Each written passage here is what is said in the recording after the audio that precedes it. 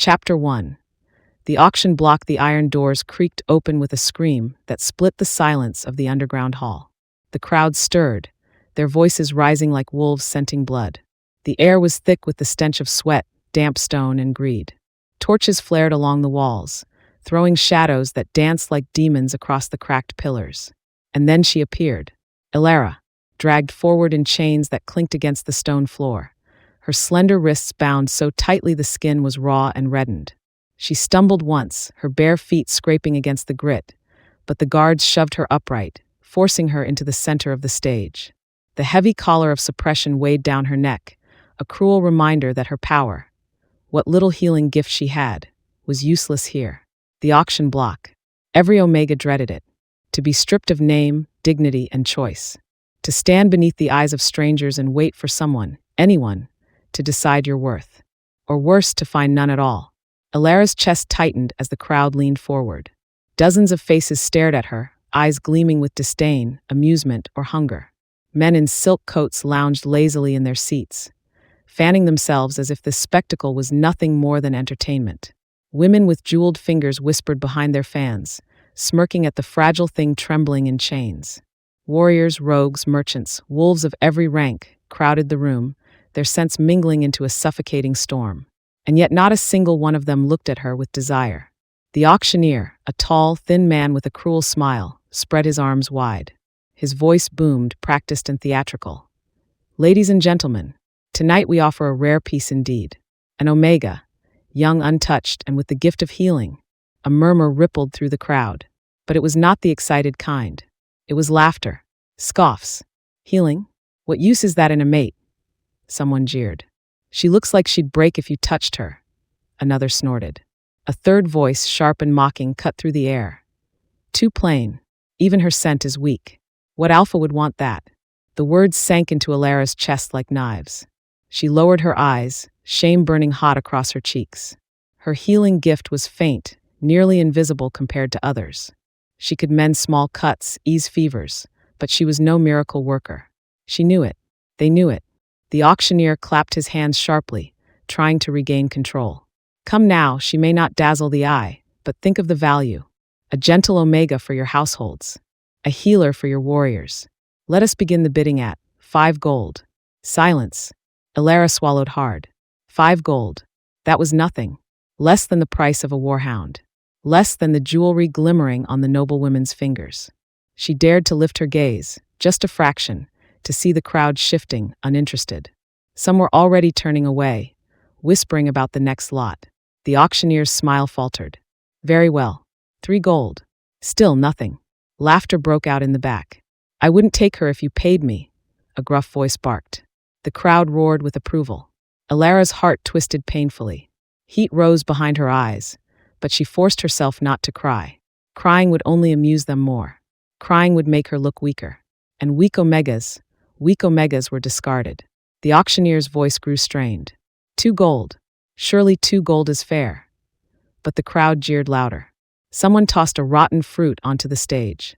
It burst against the stone near her feet, the stench filling her nose. She flinched, clutching her chains as the laughter grew crueler, sharper, echoing in her skull. The auctioneer sneered, his patience thinning. 1 gold. 1 measly gold for the girl. The silence that followed was deafening. Not a hand lifted. Not a voice called out. No one wanted her. The weight of the truth crushed Elara's chest. She was nothing. Useless. A burden no alpha would claim. Her future, once a faint spark of hope, snuffed out before her eyes. The auctioneer cursed under his breath. He gestured sharply to the guards. "Remove her. If she can't fetch a coin, she's not worth the space. Toss her with the others." The others. The unclaimed. The rejected. The Omegas no one wanted. Left to rot in cages until the slavers found some cruel purpose for them. Elara's knees weakened, her stomach twisting in horror. The guard stepped forward. And then a voice. Cold. Commanding. Deep as thunder rolling over mountains. "I'll take her." The hall fell silent. Instantly. Elara froze, her breath caught in her throat. The air shifted, heavy and electric, as if the entire room had inhaled at once and dared not exhale. Slowly, heads turned toward the back of the hall. He sat in shadow, cloaked in black. His presence radiated power, an aura that pressed down on every chest, forcing heartbeats to quicken. The torches flickered as if bowing to him. The Alpha King. The name rippled through the crowd in hushed, trembling whispers. The king is here. He rose to his feet, tall and broad-shouldered, every movement precise, predatory. The crown of silver rested against his dark hair, glinting in the firelight. His eyes, piercing, unreadable, locked onto Alara, and she could not move. It felt as though those eyes pierced straight through her, stripping her bare, laying every secret and weakness open to him. She wanted to look away. She couldn't. The auctioneer stammered, nearly choking on his words. "Why, Your Majesty? Forgive me, I did not realize." The Alpha King's voice cut him down like a blade. "Did I ask for excuses?" The man fell silent instantly, bowing so low his forehead nearly touched the stage. The king's gaze never left Alara. "She's mine." A shiver ran down her spine. The crowd erupted, gasps and mutters filling the air. Confusion, disbelief, even outrage rippled through them. Why her? Why the useless little healer no one wanted? Alara. The name brushed her mind like a whisper, though he had not spoken it aloud. His presence filled the room, a dark tide that seemed to drown out every other sound. The guard stepped back, hesitant. No one defied the king. Alara's lips parted, her chest rising and falling in shallow breaths. She couldn't think, couldn't breathe. Heat coiled low in her stomach. Fear, yes, but something else too. Something dangerous. Something she did not understand. The king lifted a single gloved hand. "Unchain her." The guards rushed to obey, fumbling with the locks. The heavy chains clattered to the floor, leaving her wrists raw and trembling. She rubbed them instinctively, staring at the floor, too afraid to meet his gaze again. When she finally dared to glance upward, he was already watching her. And in those eyes, she saw something that made her blood run cold. Possession. He did not see her as worthless. He did not see her as weak. He saw her as his. And Alara realized, with a sinking dread and a spark of forbidden heat, that her life had just changed forever. Not saved. Not freed. Claimed. By the Alpha King. Alara's fate has just shifted. Claimed by the Alpha King himself. If Chapter 1 had your heart racing, then this tale was written for you. Before Chapter 2 begins, subscribe now, so every twist of romance, passion, power, and forbidden desire finds you first. Don't just listen, belong to the story. Chapter 2. Into the Alpha's hands the crowd had turned to stone. The same mouths that only moments ago jeered, spat, and laughed at Alara now hung open in stunned silence. The Alpha King's claim was not something to be questioned, not something to be debated. His word was law. His word was absolute. Alara's pulse thundered in her ears as her wrists throbbed where the shackles had bitten deep. She rubbed at the tender skin, though it did nothing to ease the sting. All she could hear was the echo of his words, low and final, reverberating inside her skull. "She's mine." The Alpha King descended the steps from the shadows, each stride deliberate, as though the earth itself bent to hold his weight. His guards followed, massive, armored, faceless behind black steel helms. The crowd instinctively shrank back. Even the auctioneer, who had moments before been commanding the room with his booming voice, had reduced himself to a quivering shell, bowing so low his voice cracked as he whispered apologies. But the king never looked at him, never looked at anyone but her. Alara's breath caught as he stopped at the base of the stage. From here, she could see the sharpness of his features, the hard line of his jaw, the way the silver crown glimmered in the torchlight. His eyes, impossible to decipher, dragged across every inch of her, not with lust like the others, but with something deeper, darker. Ownership. Her instinct screamed at her to run, but her legs betrayed her, weak as reeds. She couldn't move even if she wanted to. "Bring her," the king commanded, his voice rumbling like distant thunder. The guards obeyed instantly. Their armored hands seized her arms, not cruelly, but firmly, guiding her down from the stage. Her bare feet touched the cold stone, and she stumbled, nearly collapsing from the weight of it all. The king did not reach for her. He didn't need to. His presence alone held her upright, as though some invisible leash had already wound itself around her throat. The crowd parted before them, hushed whispers rippling like a tide. Why her? She's nothing. Does he mean to make an example? No one dares question him. Watch your tongue. Alara's cheeks burned as she was paraded through the sea of watchful eyes.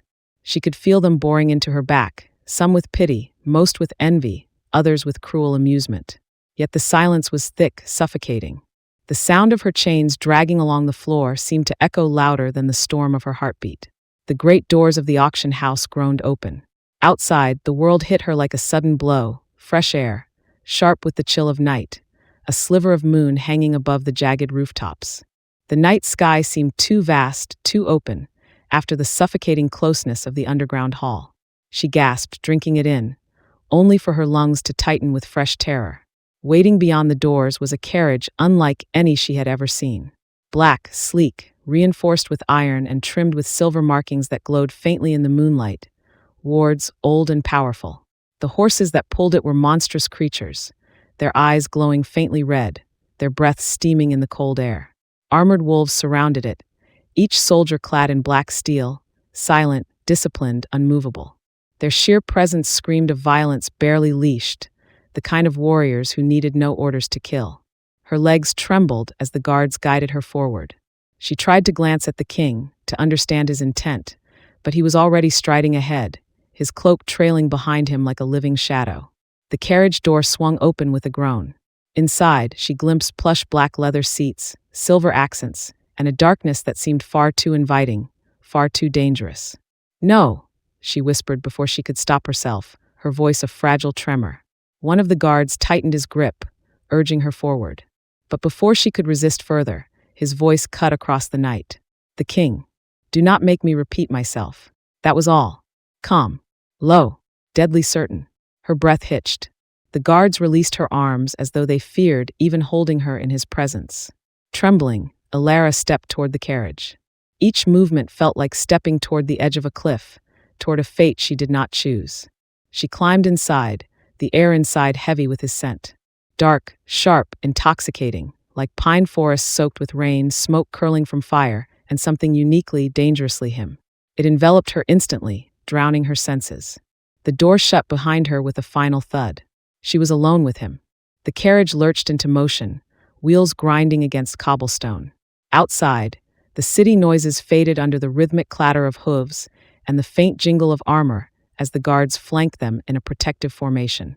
Inside, silence reigned, thick and suffocating. Alara pressed herself against the farthest corner, her fingers clutching the edge of the seat, so tightly her knuckles whitened. Her throat worked as she tried to swallow the panic clawing up. Her throat worked as she tried to swallow the panic clawing up her chest. The king sat across from her, relaxed, powerful. His long legs stretched before him, his hands gloved and resting easily on his knees. His crown glinted faintly in the darkness. His eyes, those eyes never left her. She wanted to speak, to beg, to demand why. But the words tangled on her tongue. Finally, after what felt like an eternity, his voice broke the silence. "You fear me." It wasn't a question. Alara's breath shook as she forced herself to answer. "Why, yes." A faint curve touched his lips, not quite a smile. Something colder. "Good." The words slid through her like a blade. She dropped her gaze to the floor, heart hammering, shame flooding her. She hated the tremor in her voice, hated the way her body betrayed her, trembling at his nearness. But beneath the fear coiled something else. A heat, low and dangerous, that terrified her even more. Why had he chosen her? Of all the omegas he could have claimed, why the unwanted healer? As though reading her thoughts, he leaned forward, his gaze burning into her. "Do you think yourself worthless, Alara?" Her head snapped up, her lips parting. He had spoken her name. She had never told him her name. "How?" His eyes glinted. "There is very little I do not know." The air grew thicker, pressing against her chest. She tried to hold his gaze but failed, looking down at her hands, at the red marks circling her wrists. He leaned back once more, watching her struggle. Silence stretched between them again, the rhythm of the carriage wheels carrying them farther and farther from the city. At last, his voice rumbled low, almost to himself. "You will learn. Soon enough." Alara shivered, dread and forbidden heat twining together until she could no longer separate one from the other.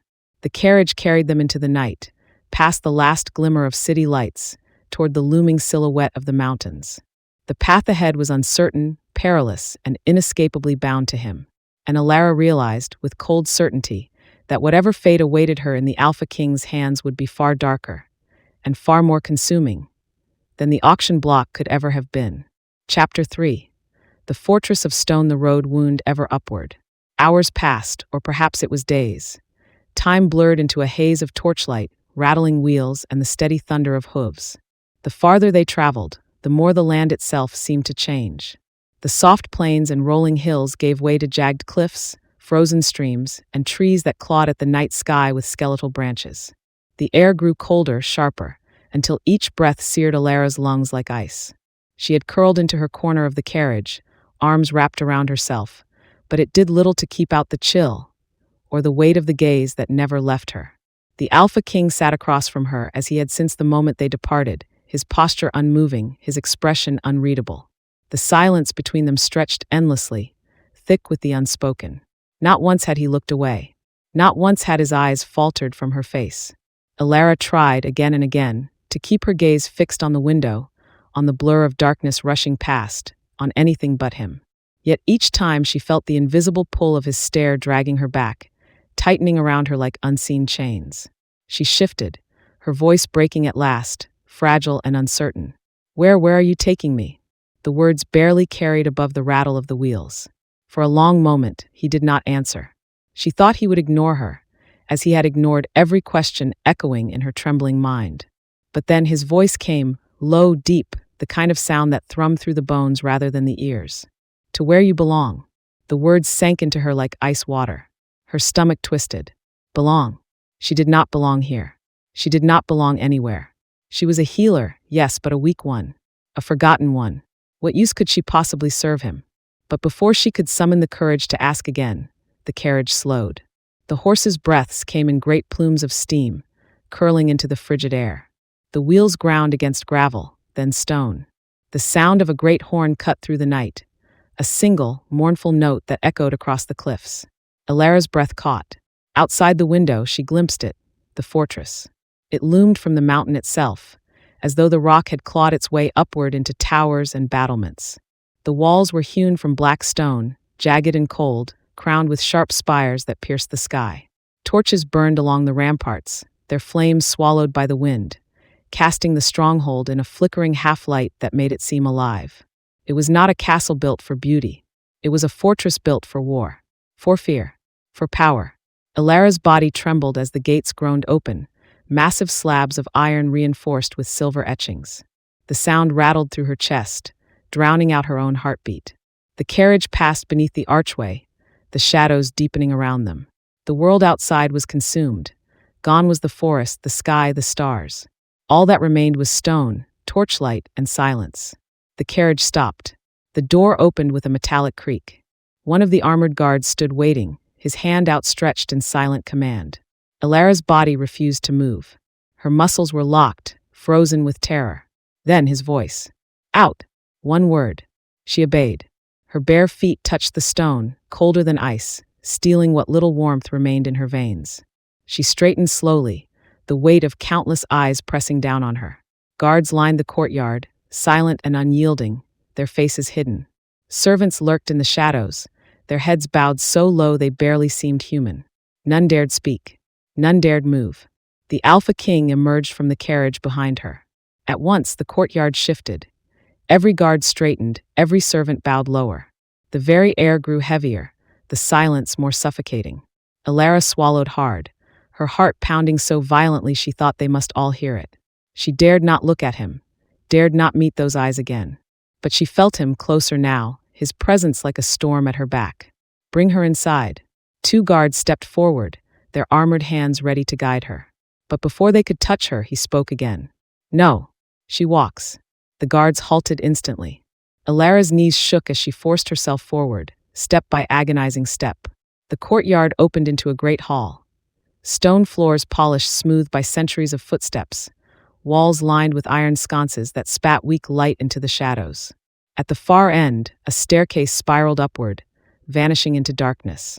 Everywhere she looked, she found nothing warm, nothing alive.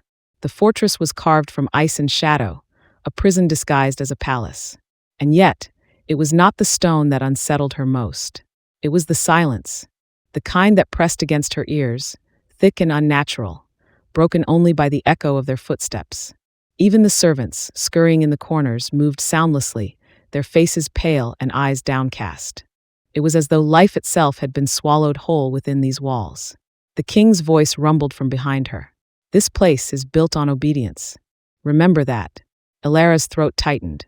She nodded quickly, too afraid to speak. At the top of the staircase, another set of doors groaned open.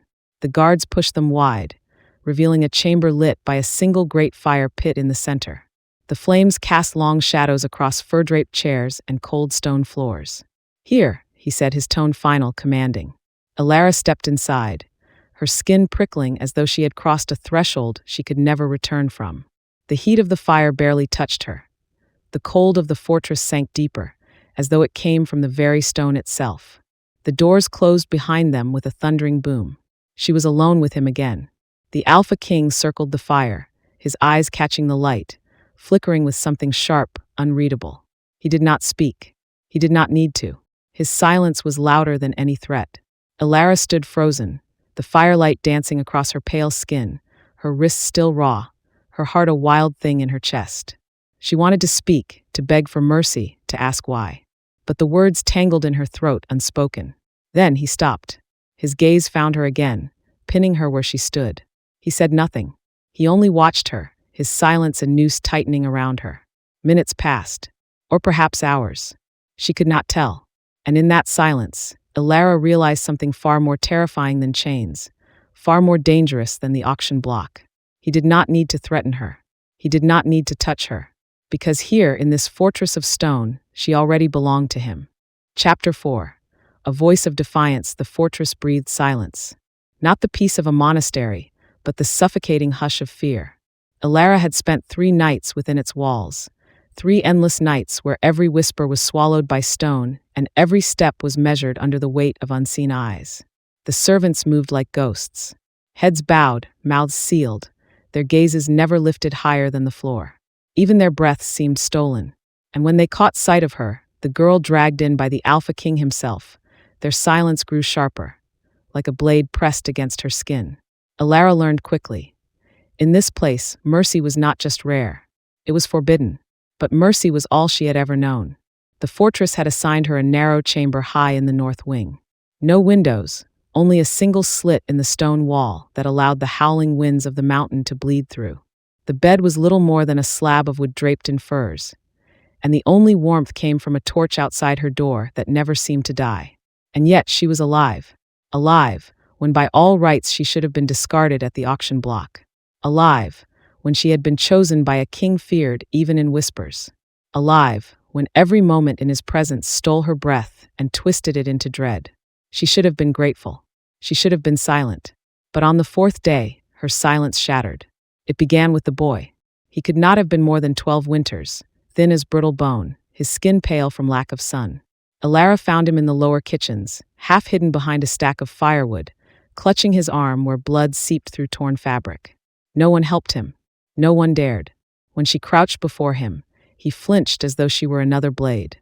"Let me see," she whispered. Her voice trembled, not with fear of him, but of the walls that seemed to listen, the shadows that seemed to lean closer. The boy shook his head violently. "No, no healer's hand. If they see." His words broke into a sob, muffled by his own sleeve. Alara's heart cracked. "I can help," she said. "No one has to know."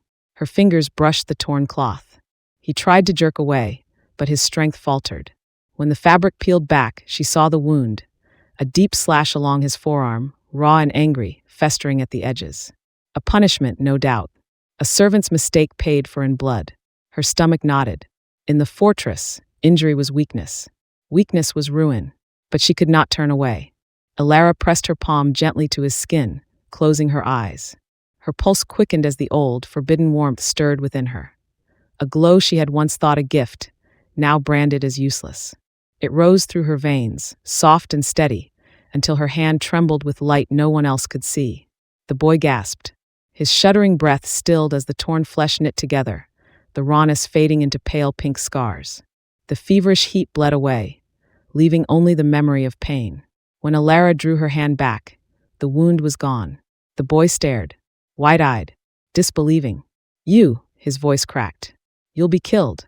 Alara pressed a finger to her lips. "Then promise me you'll stay silent." But promises were fragile things, and secrets in the fortress were thinner still. By nightfall, the whispers had spread. They carried on the cold drafts through stone corridors, seeping under doors, curling through the barracks and kitchens. The king's new Omega had broken the silence. She had healed. She had shown mercy. And mercy was dangerous here. The summons came at midnight. 2 guards stood outside her door, faceless in black steel. No words, only a gesture. She followed, her bare feet silent against the frozen floors, her heart a thunder she could not muffle. The fortress seemed darker at night, shadows swallowing torchlight, silence pressing harder. Each corridor narrowed. Each stairwell descended deeper, until at last they reached a pair of great doors carved with the emblem of the crown, a wolf entwined with thorns. The guards pushed them wide. The hall inside was vast, lit by a single fire pit at its center. Smoke coiled toward the rafters, shadows writhing like serpents across the stone. And there, upon the dais at the far end, sat the alphaking. He did not wear his crown tonight. His cloak was cast aside, replaced by simple black leathers that only sharpened the harsh lines of his body. But his presence, his presence, was heavier than armor, darker than night. His eyes found her instantly. "Leave us." The command was soft, but the guards obeyed without hesitation. The doors closed with a boom, sealing her fate inside. Alara stood frozen at the threshold, her throat tight, her palms damp with sweat. She wanted to speak, to explain, to beg forgiveness. But his silence pressed down on her like stone, grinding the words to dust. At last he rose. Each step echoed as he descended circling the fire. His shadow stretched long across the floor, curling around her like chains. When he stopped before her, he said nothing, only watched. His eyes flicked to her hands, lingering, as though he could still see the glow of what she had done. Her breath hitched. I only meant to help." The words spilled out before she could stop them. The king's head tilted, his expression unreadable. For a heartbeat, she thought she glimpsed curiosity. Then his voice came, low and lethal. "Kindness," he said, each syllable measured, "is weakness." Alara flinched. "No," his gaze sharpened, cutting through her protest.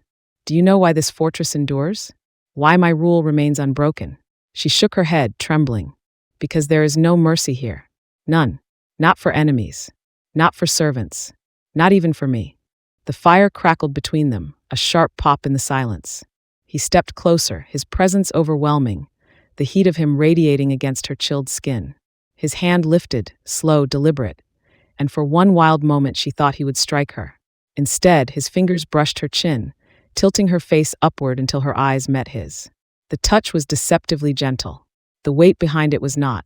"You defied me," he murmured. Her lips parted. Do you think I did not know?" His thumb pressed lightly against her jaw, holding her still. "Every stone in this fortress speaks to me. Every breath, every whisper. You thought you could heal in secret." Her heart hammered. Panic clawed at her, but beneath it coiled something hotter, more dangerous, a shiver that was not entirely fear. "I will not apologize for saving him," she whispered. The king's eyes narrowed. His thumb dragged slowly along her jawline, down to her throat, resting lightly over the frantic beat of her pulse. "You dare defy me again?" Her knees nearly buckled. Every instinct screamed at her to submit, to bow, to silence herself. But something inside her, something fragile, reckless, rose higher. "Yes." The word escaped, trembling but unbroken. His hand tightened, not enough to choke, but enough to remind her of the power he held. Enough to make her breath falter, her body burn with a mix of terror and forbidden heat. For a long, unbearable moment, he said nothing. The fire cracked. The shadows danced. His eyes burned into hers, darker than any night. Then his lips curved. Not a smile. A warning. "Defiance," he said softly, "has consequences."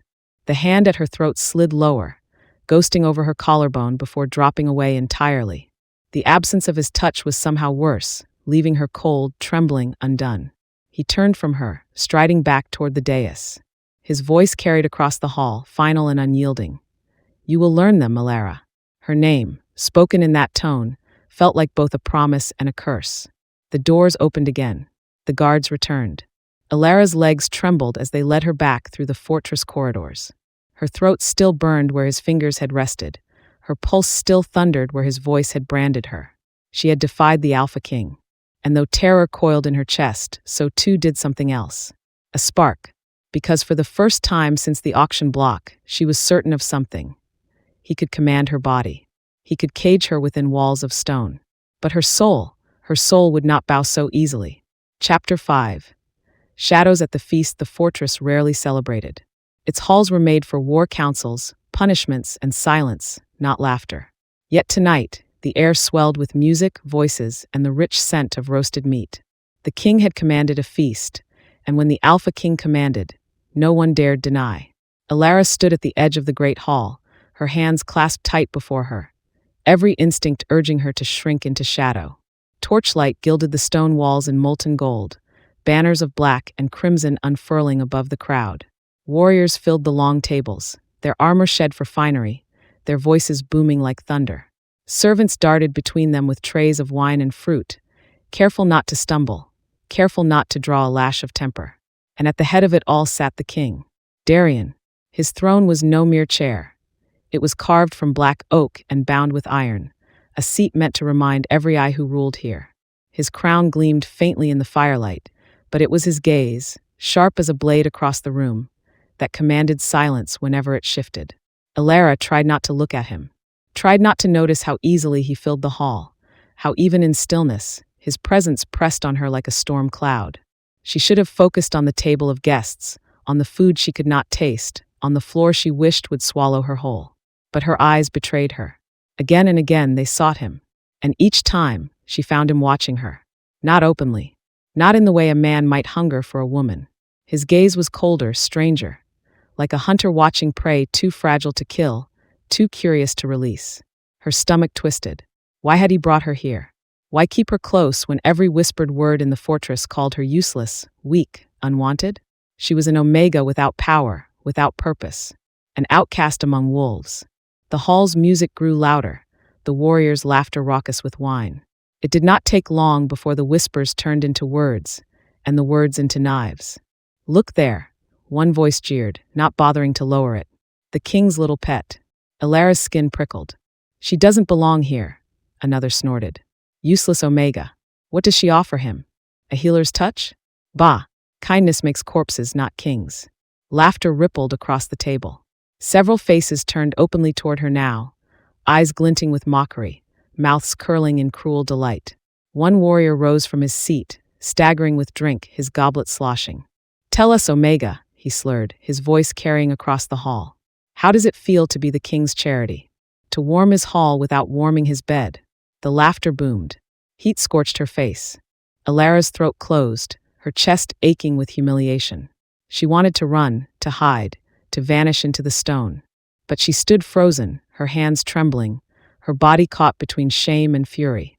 The warrior swaggered closer, emboldened by the laughter. "Perhaps we should see if she has any worth at all." His hand reached for her arm. The hall stilled, not all at once, but like a tide pulling back before a storm. The laughter faltered. The whispers died. Every head turned toward the throne. The alphaking had risen. Darien did not shout. He did not need to. His silence struck harder than a whip, heavier than iron. The warrior froze mid-step, his hand still half extended toward Alara. Sweat gathered on his brow, his drunken haze shattering as the weight of the king's gaze fell on him. "Sit." One word. Quiet, lethal. The warrior dropped to his knees, as if his strings had been cut. The goblet clattered from his grasp, spilling red wine that looked too much like blood. No one moved. No one breathed. Darien's gaze swept the hall, cold fire burning in his eyes. "Mock her again," he said softly, his voice carrying to every shadowed corner. "And you will choke on your laughter before morning." The silence that followed was suffocating. No one dared meet his eyes. No one dared whisper again. Alara's chest heaved, her pulse wild.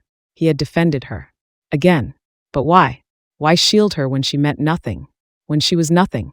His gaze lingered on her only a moment longer before he turned away, reclaiming his throne as though nothing had passed. The music stumbled back to life, weaker now, the hall's laughter forced and thin.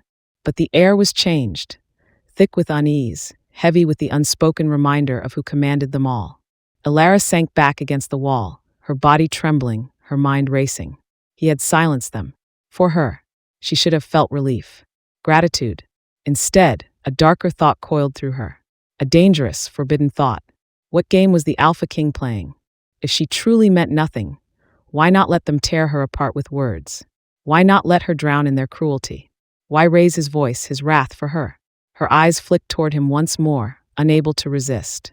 He sat unmoved, his expression carved from shadow, his gaze fixed on no one. And yet, she swore she felt it again. That invisible chain, that tether pulling tight between them. Ilara's breath shivered. For the first time, she wondered if his protection was not mercy at all, but possession. And possession, she knew, was a cage far stronger than stone. The fortress was never truly silent. Even in the depths of night, when the torches burned low and the drunken roars of warriors dwindled into snores, the stones themselves seemed to breathe. The wind whistled through the arrow slits. Chains rattled in distant dungeons. Somewhere in the far corridors, a wolf howled as though mourning the moon. But tonight, the silence was different. Heavy, watchful. Ilara lay in her narrow bed, the coarse blankets tangled around her limbs. Sleep refused to come. Every time she closed her eyes, she saw the feast, the mocking faces, the warrior's reaching hand, the king's deadly command that had shattered the hall. His voice still echoed in her skull like a curse. Mock her again, and you will choke on your laughter before dawn. Why had he done it? Why defend her? He despised weakness. She was weakness embodied. Yet in that moment, he had stood between her and the wolves circling to tear her apart. Her pulse quickened, heat crawling up her throat. Not from gratitude. No, it was something far more dangerous, confusion. A confusion laced with the memory of his eyes, burning gold in the torchlight, pinning her in place as though she were shackled to him by chains thicker than any iron. She turned in the dark, pressing her palms to her face. This was foolish, dangerous. He was not her savior. He was her captor, her jailer, her king.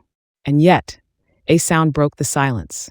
Faint, muffled, like steel striking stone, followed by a low, guttural breath. Ilara sat up, heart hammering. The noise came again, sharper now, a hiss of pain swallowed down into silence. Her breath caught.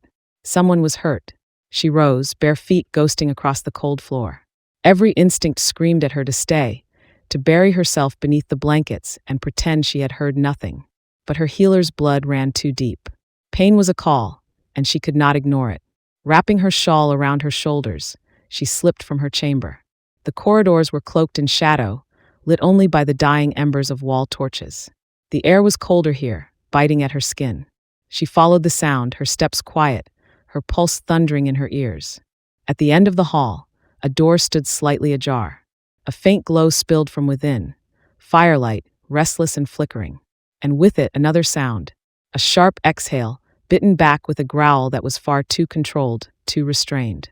Ilara's hand trembled on the door. She should turn back. She should not intrude. Whatever beast lay beyond was not hers to mend. But before her mind could obey, her heart betrayed her, pushing the door wider. The room was vast, a private chamber lined with dark stone and hung with heavy drapes. A fire crackled in the hearth, throwing restless light across the walls. And in the center of it, seated at the edge of the bed, was the alphaking, Darien. His cloak lay discarded on the floor, black fabric heavy with dust and blood. His shirt was torn open, crimson staining the linen and seeping across the hard planes of his chest. One hand pressed against his side, his knuckles white, while the other braced against the bed frame. He was wounded, and for the first time since she had seen him, he looked less like a god carved from iron and more like a man. Ilara's breath stuttered. His head lifted, golden eyes locking on hers instantly. Even injured, even bleeding, his gaze hit her like a blade pressed to her throat. "What are you doing here?" His voice was low, ragged, but still sharp enough to cut bone. Ilara swallowed hard, her body screaming to flee. Yet she stepped forward instead, as though pulled by some unseen tether. "You're hurt." "It is nothing." The words were a snarl, yet his hand tightened against his side, betraying the lie. "You're bleeding," she whispered. His eyes narrowed, warning in every flicker of firelight across them. "Leave." But she didn't, couldn't. The healer within her, fragile yet unyielding, surged forward. Before she could think better of it, her feet carried her across the chamber. "Stop," he said, his voice edged with command, the kind that could bring warriors to their knees. Ilara's heart pounded so loudly she thought it might break her ribs. Every nerve in her body screamed at her to obey, to retreat, to bow before the predator staring her down. But she had seen the blood, smelled the copper tang in the air. And her hands, those cursed, trembling healer's hands, refused to stay idle. She knelt before him, close enough to feel the heat of his body, the raw power coiled beneath his skin. His scent washed over her, smoke, iron, and something darker, wilder. Her fingers hovered uncertainly above his wound. "Don't," he growled, his breath harsh, his jaw clenched tight. Her gaze flickered up, meeting his. And for a heartbeat, she saw it. Something flickering beneath the fury, beneath the command. Not weakness, not fear, but hunger.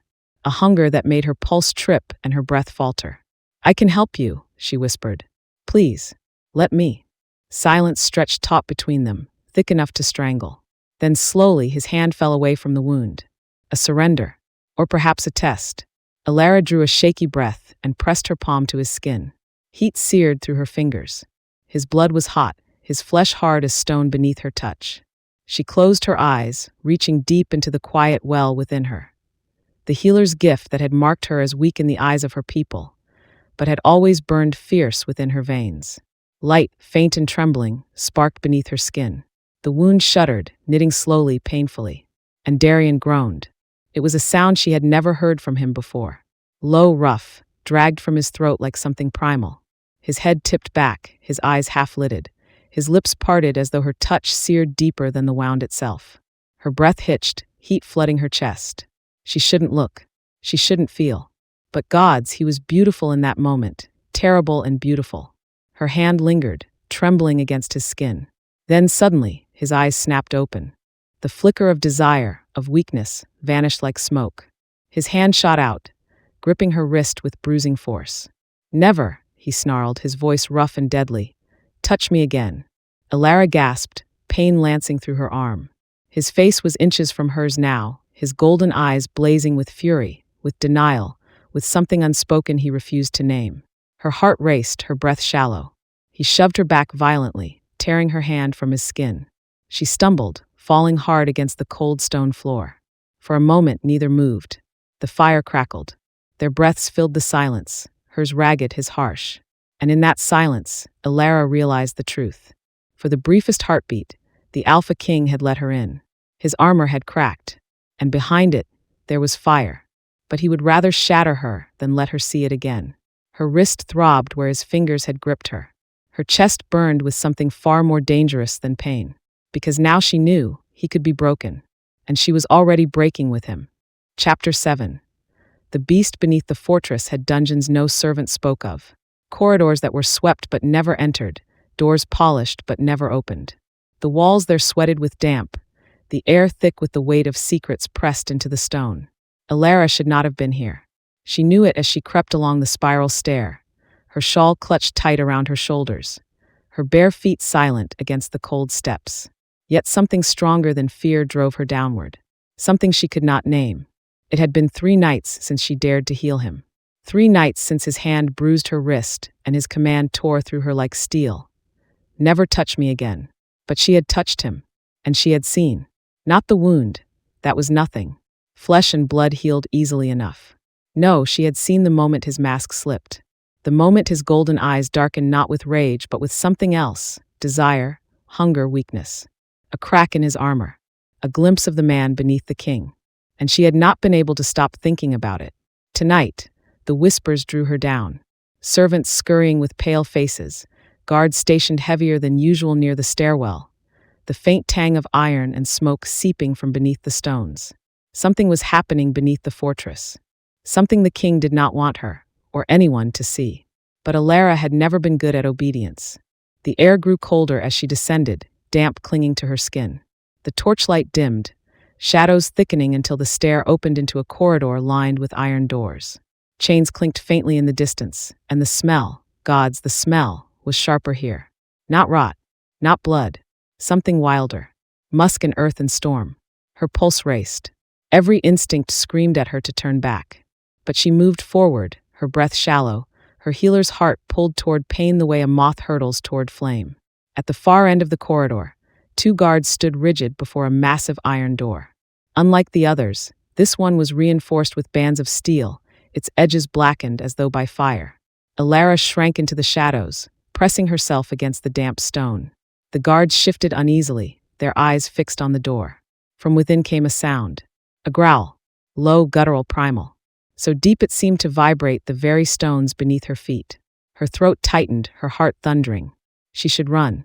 She should flee. But her body betrayed her, moving closer, until she could feel the heat radiating from the iron bands of the door. The growl deepened, twisted into a roar that shook the corridor. The guards stiffened, gripping their weapons tighter. Hold. One hissed to the other. It won't last long. Every time it grows stronger, the other muttered, sweat glistening at his temple. Ilara's breath caught. Stronger? What was trapped within? Her fingers brushed the cold iron, and in that instant, silence. The roar cut off, sharp and sudden. From within came a rasping breath. Slow, heavy, as though some massive beast pressed its ear against the other side of the door. And then, Ilara. Her name. Spoken not with a voice she knew, but with one distorted guttural, torn between man and monster. Her blood turned to ice. She stumbled back, hand clamped over her mouth. The guards glanced at each other, alarm flashing in their eyes. Did you hear? Quiet, the other snapped, though his face had gone pale. The beast inside roared again, louder, shaking dust from the ceiling. The guards scrambled, shouting orders. In the chaos, Ilara fled, heart hammering, shawl flying behind her like a torn wing. She did not stop until she burst into the courtyard, gasping against the night air. The moon hung heavy above, a silver coin against a sky torn by clouds. Her legs trembled. Her chest ached. The king was cursed. She had felt it in his wound, seen it in the flicker of his eyes. But now she knew. His wolf form was not like others. It was a beast, uncontrollable, chained beneath the fortress like a monster in a cage. And somehow it knew her. The thought haunted her as she staggered back to her chambers. Sleep eluded her. Every sound in the fortress made her jolt. Every flicker of shadow seemed to hide golden eyes watching. The next night, she could not resist. Her feet carried her back to the dungeon, back to the iron door. She hid in the shadows again, heart clawing at her ribs.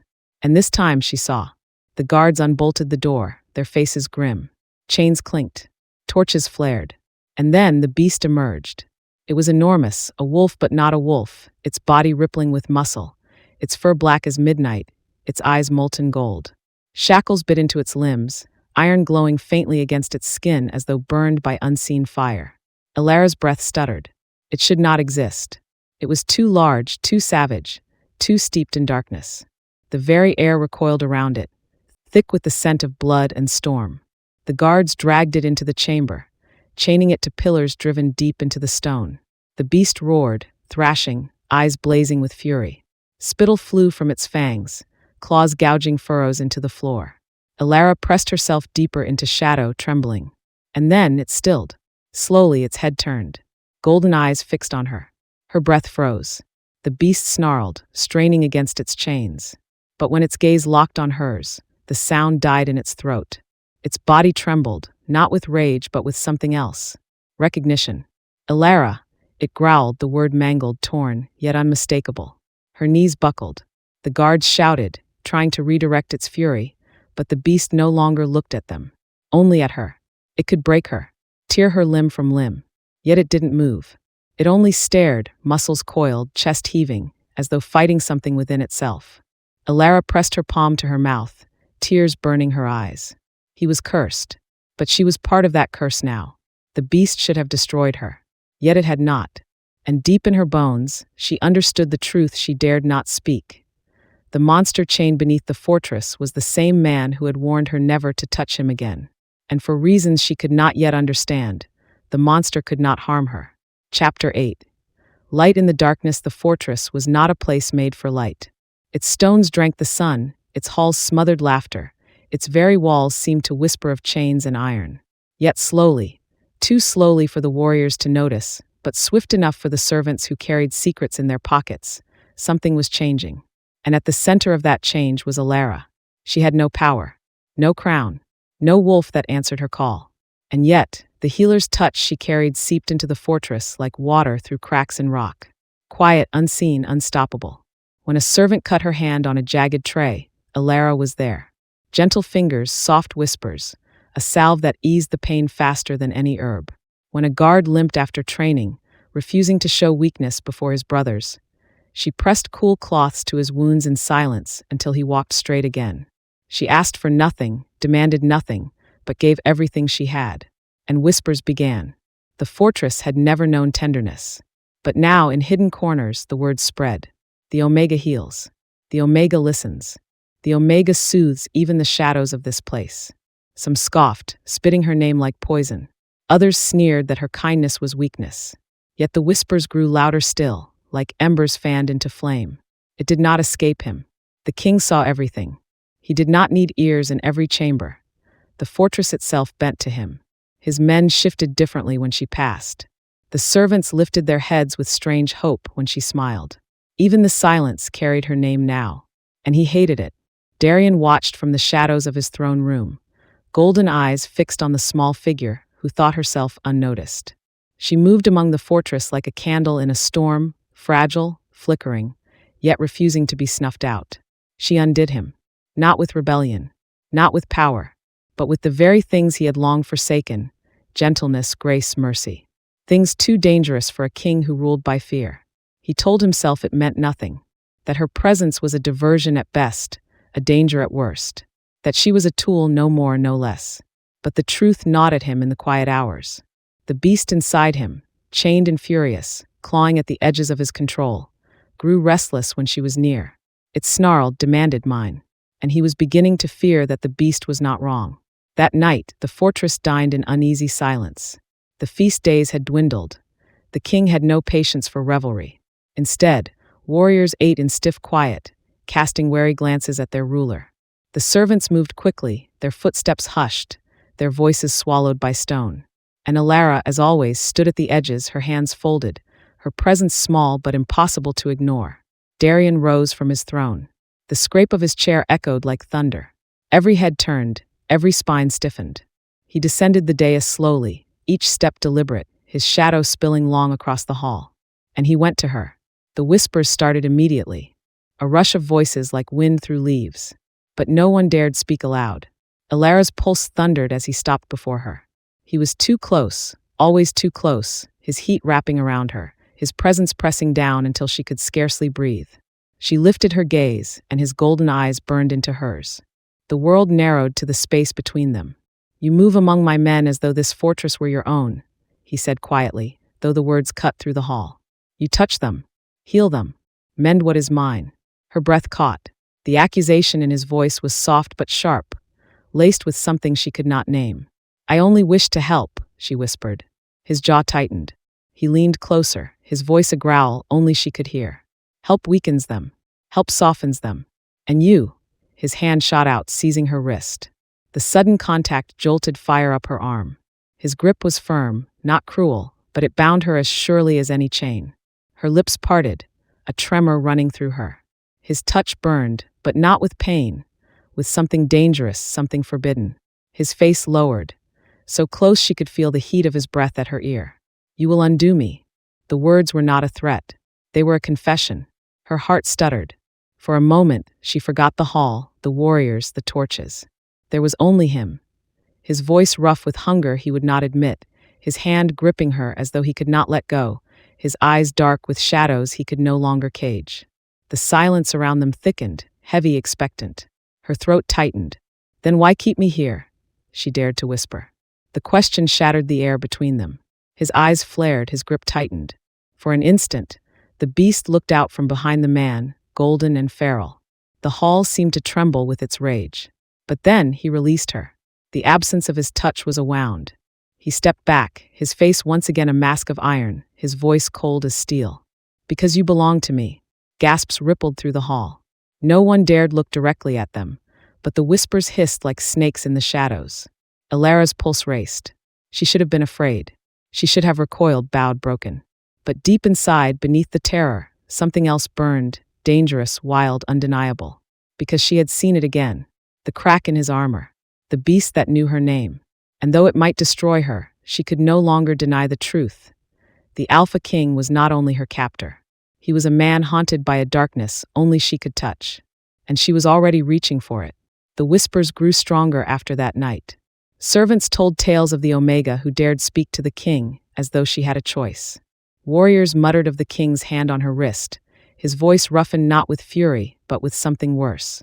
Hope spread through the fortress like wildfire. Hope and fear. Because everyone knew, when light shines too brightly in darkness, the shadows do not vanish. They fight back. And soon, both Alara and the king would pay the price. Chapter 9. War in the snow. Snow fell on the mountain like ash from a dying fire. The storm had rolled in fast, swallowing the sky in gray, choking the fortress in silence. Only the wind howled, shrill and merciless, driving shards of ice into the stone walls.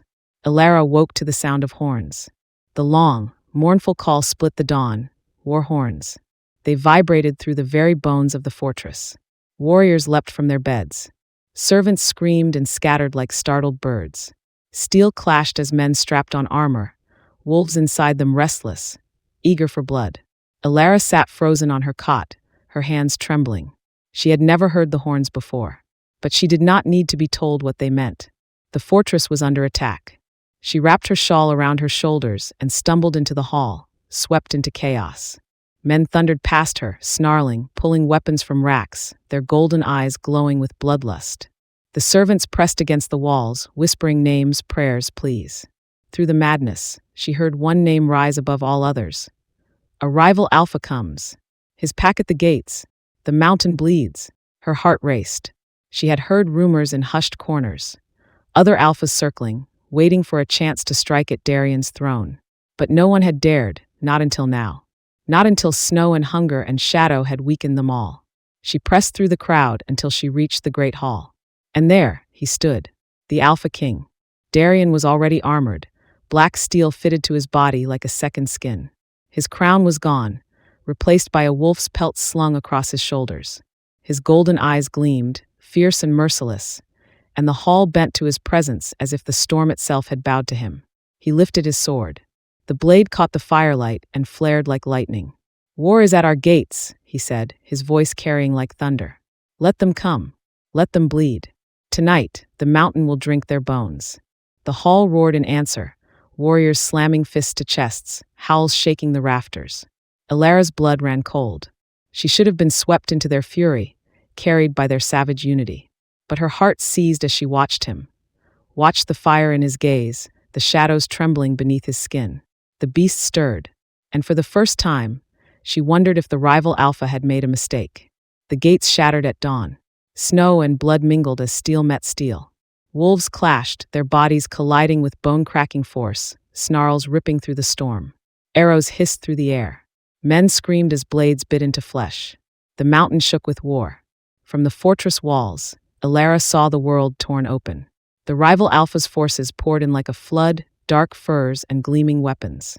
Darian's warriors met them with ferocity, their howls splitting the air, their claws raking, their fangs snapping. And at the center, Darian himself. He was unstoppable, a storm given flesh. His blade cut through men like paper, his strength too great, his fury too consuming. His enemies fell before him, broken, bleeding, lifeless. But it was not the man who fought that froze her blood. It was the beast. It surged beneath his skin, too wild to be chained, too savage to be hidden. His body rippled, bones cracking, muscles tearing. Black fur burst from his arms, his chest, his back. His face twisted, his golden eyes burned like fire. And then the beast was free. The massive wolf she had seen in chains roared onto the battlefield. Larger than any creature should be, monstrous in form, fangs dripping with blood, claws shredding through armor as though it were cloth. The enemy forces faltered, horror twisting their faces, their courage breaking at the sight of the nightmare unleashed upon them. The fortress roared with triumph. Darian's men surged forward, emboldened by their king's monstrous strength. But Alara could not move. Her hands clutched the stone wall, her breath misting the frozen air. She could not look away as the beast slaughtered without restraint, tearing through men with savagery too great for words. Blood stained the snow red, steaming in the cold. Bones snapped. Screams pierced the sky. And through it all, she felt his eyes. Golden, burning, searching for her even as he killed. Her heart pounded. Fear tangled with something far more dangerous, something she dared not name. He was cursed. Yes, he was a monster. Yes, but God's help her, he was hers. The battlefield stretched wide, bodies scattered like broken dolls. The storm howled, drowning the cries of the dying. and Alara's healer's heart could bear no more. She left the walls. The servants screamed at her, grabbing at her sleeves, begging her not to go. But she tore free, her feet pounding through snow, her shawl whipping in the wind. She carried no weapon, no shield, only her hands, her salves, her voice. And she plunged into the blood. The dying reached for her, eyes glazed with pain. She pressed her palms to wounds, her whispers steady, her herbs staining red. She bound broken limbs, soothed shattered souls. She saved who she could, wept for who she could not. The enemies wounded, too. She did not turn from them. She knelt among Darian's foes, pressing her cloths to their wounds, offering them the same mercy. Some spat at her, snarling that she was a traitor.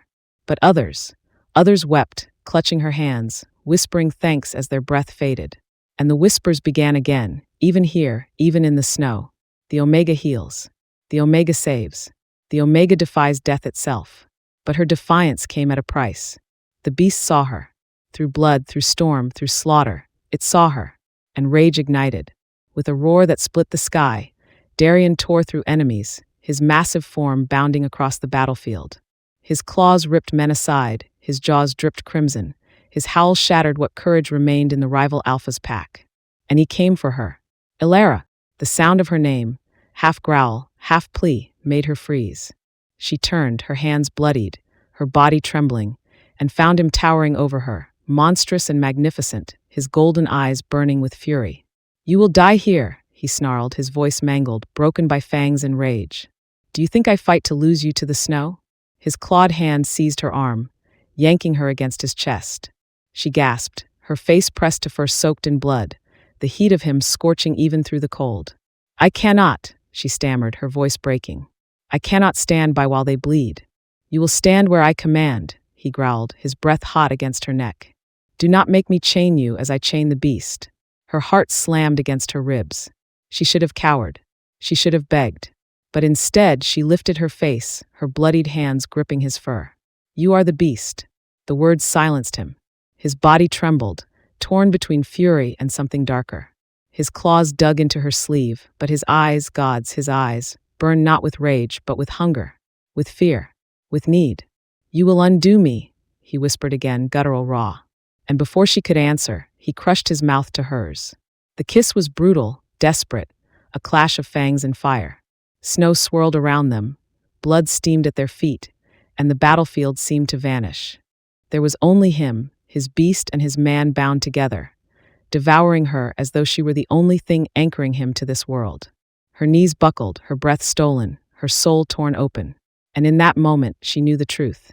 She would never escape him, because even if the war claimed them both, she was already his. The rival Alpha fell before sunset. His body was torn, his men scattered, his name cursed into silence. The fortress roared in triumph, their howls echoing across the mountain. But Alara did not celebrate. She stood in the snow, her lips bruised, her hands stained, her heart chained. Because victory was not what haunted her. It was the kiss, and the beast's whisper in her ear. "You are mine." Chapter 10.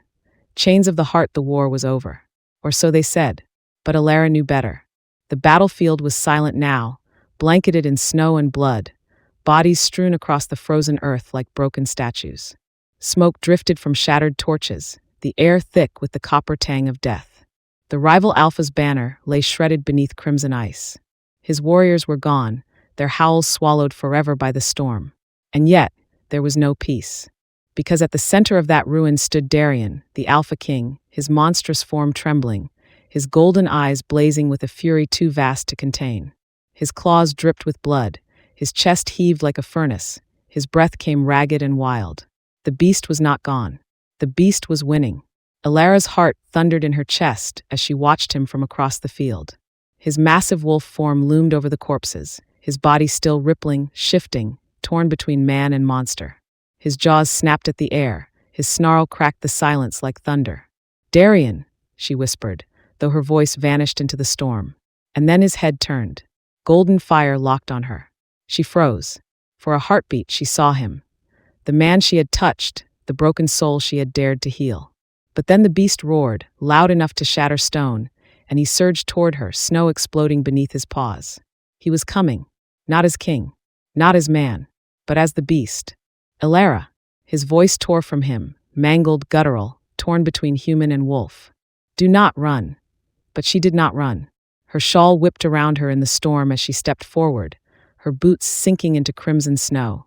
Every instinct screamed at her to flee, to hide, to cower. But she knew, if she turned from him now, she would lose him forever. The warriors who had survived the battle shouted warnings, begging her to step back, to stay away from the monster that even they feared. Some lifted weapons, hands trembling, ready to strike down their king if he lost himself entirely. But Alara raised her hand. "No," her voice cut through the wind, fragile yet unyielding. "Stand down. He is mine." The field fell silent. Even the storm seemed to pause. And then she ran, straight into the path of the beast. The Alpha King's form loomed, black fur bristling, claws gleaming, fangs bared. His roar split the heavens as she reached him, the sound shaking her bones, threatening to tear her apart. His claws slashed, the snow hissed with his fury. But Alara did not flinch.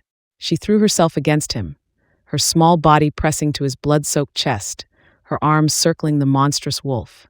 "Darian," she cried, her voice breaking, desperate. "Enough. Look at me." His body jerked, muscles trembling, claws digging into the earth. His breath seared hot across her face, his fangs inches from her throat. "Mine," the beast growled, his voice guttural, savage. "You are mine." "Yes," she whispered, her fingers tangling in his fur, her lips brushing the heat of his neck. "I am yours, but you are mine too. Not as a beast, not as a king, as a man." His roar shook the mountain, but it broke, not with fury but with anguish. Her palms pressed to his face, blood and fur slick against her hands. Her voice softened, trembling but steady. "You are not your rage. You are not your chains. You are Darian." The name cracked through him like lightning. His golden eyes flickered, warred, fought against the darkness. His claws trembled against her back, but did not strike. And then slowly, painfully, agonizingly, he sank to his knees. The beast shuddered, bones twisting, fur receding, the monstrous form breaking into flesh and man. The sound was brutal, bones snapping back into place, muscles tearing and knitting. And then, he knelt before her, naked, bloodied, trembling, his head bowed into her lap. "Alara." His voice was hoarse, raw, broken. A man's voice. A plea. Her breath caught as she sank with him into the snow, her hands cradling his face. His golden eyes stared up at her, no longer burning with rage, but wet, shimmering, vulnerable. For the first time, the Alpha King wept, and it was her name on his lips. "Alara." The survivors watched in silence. The fortress warriors, hardened killers, lowered their blades. Servants who had followed the battlefield stood with hands clasped over their mouths, tears freezing on their cheeks. The story would spread, of the Omega healer who tamed the beast, of the fragile girl who brought a king to his knees, of the chains not of iron, but of the heart. Alara brushed her thumbs over his face, her tears falling onto his blood-streaked skin. "It's over," she whispered. "You don't have to fight anymore. Not the enemy. Not yourself." His hands gripped her wrists, desperate, trembling. "Stay," he whispered. "Stay with me, or I am lost." And though every shadow in the kingdom would one day rise against them, the whispers would carry their story beyond the mountains, Alara knew her answer. She leaned down, her lips brushing his, soft, steady, unyielding. "I'm not going anywhere."